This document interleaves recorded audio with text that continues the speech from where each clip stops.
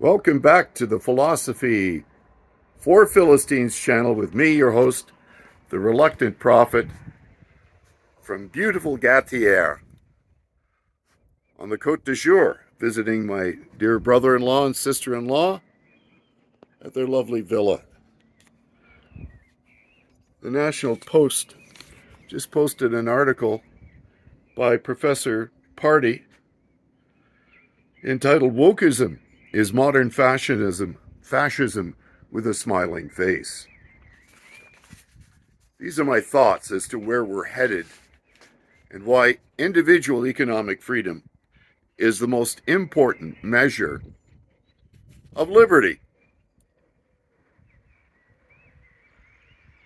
I know many postmodern fascists who are so poorly read that they do not realize that all fascists began as socialists, who, although they allowed a measure of private ownership, still favored state-controlled access to raw materials and energy, to then have the state control what can be produced, as well as control access to the market. For decades, the West has abandoned the free market for these tightly regulated systems of economic control. Private property rights are invariably the only real measure of liberty. And the most vital expression of freedom is a right to express oneself freely without fear of censor.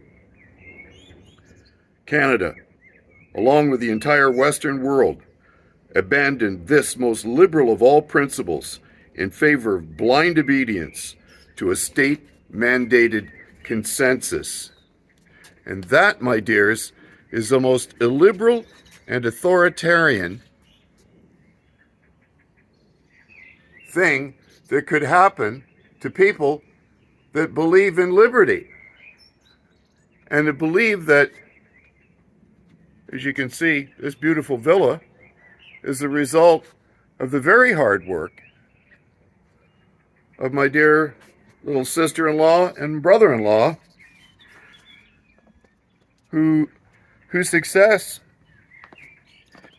is indicative of people who pursued their betterment and the betterment of their neighbors and family and friends and their employees because they believe in economic liberty. I think I'll go for a dip in Gatier.